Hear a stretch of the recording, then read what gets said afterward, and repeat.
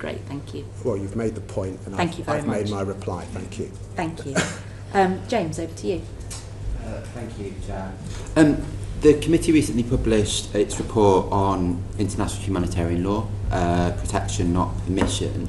I wondered, does the Foreign Secretary have found time, appreciate very busy, found time to look at that report at all? I haven't found time to look at that report. So what the report notes is that when it comes to international humanitarian law, there appears to be a trend where there is levels of trade-off. So you will have one country or one party that is seen to justify breaking international humanitarian law themselves because there has potentially been the previous party has broken that international humanitarian law as well. In other words, it's becoming a bit of a race to the bottom. I just wondered whether the Foreign Secretary recognised that description and wondered what exactly the UK is doing to make sure that international humanitarian law is held to the highest of standards. Well, there is a race to the bottom. When aid workers are being killed in the numbers that we're seeing, there's a race to the bottom. When children are being killed holding out their hand for food, there's a race to the bottom. I took the sober decision on the basis of our export licensing regime that I did believe that there was a clear risk that international humanitarian law was being broken in the context of the conflict in Israel-Gaza. And of course it's the case, we haven't talked so far about the conflict in Ukraine, but of course it's the case that big countries decide that they're entitled to march into smaller countries, that is a gross breach of international humanitarian law, and that it's also the case that it sends a signal to other countries that they might do that. So, for example, Venezuela decide that they should march into Guyana and take over the Essequibo. So I recognise and totally would agree with the sentiments of the committee in relation to international humanitarian law. I think that it is also the case in Geneva and in New York in terms of our ambassadors there and the work that we are doing across the multilateral system, that we are doing everything we can to stand by that international humanitarian law architecture, to stand up for the rules-based order, but I recognise that we're doing that in a very challenging environment. And there are other UN Security Council members who take a different view.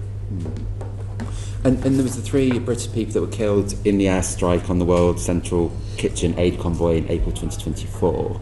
What progress do you think has been made within the region through diplomatic efforts when it comes to humanitarian aid workers' protection?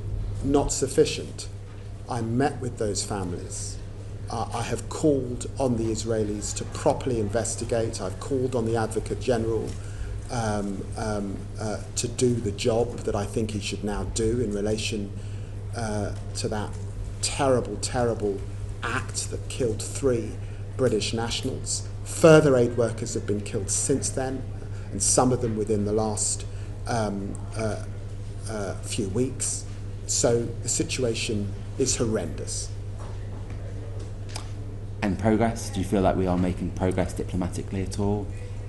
Well, clearly, if more aid workers have died, we are not making the progress collectively as an international community that I would like us to be making in relation to those gross breaches. Okay.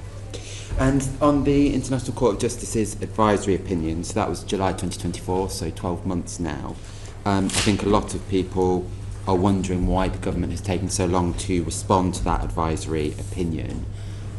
Would you be able to elaborate on that further, 12 months on? It's an 83 page opinion, so it's right that the lawyers that you would expect within government assist and do the work that you would expect them to do. What I would say about that opinion is that we agree that settlements are illegal. We agree that Israel is under an obligation to cease immediately all new settlement activity. I have condemned time and time again both the violence and the massive expansion that we've seen in the last year. We fund and support organisations on the ground, by the way, in relation to transparently helping us understand the nature of that expansion. We agree that we must distinguish in everything we do between Israel within the 1967 borders and illegal settlements in what is now the occupied Palestinian territories. We agree that Israel should bring an end to its presence in the occupied Palestinian territories as rapidly as possible, and we agree that when it's happening in the West Bank, it's completely unacceptable. Foreign Secretary, can I just push you a little bit more on that? You agree that all of those things are unacceptable, but the Geneva Convention requires states, I quote, to respect and to ensure respect for IHL. However, contrary to the views of the ICRC, the government argues that this does not require the UK to ensure respect for IHL by other states, which would seem to go against what the Geneva Convention is saying. So I wonder, do you know, or could you write to us about why what the legal basis is for this position?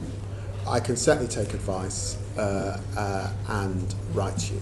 That would be very helpful. And sort of following on from that, where there's a serious risk of genocide, the UK is required to employ all means and do all in its power to prevent it as far as possible. So do you think that the government is doing everything within its power to prevent genocide in Gaza? Genocide is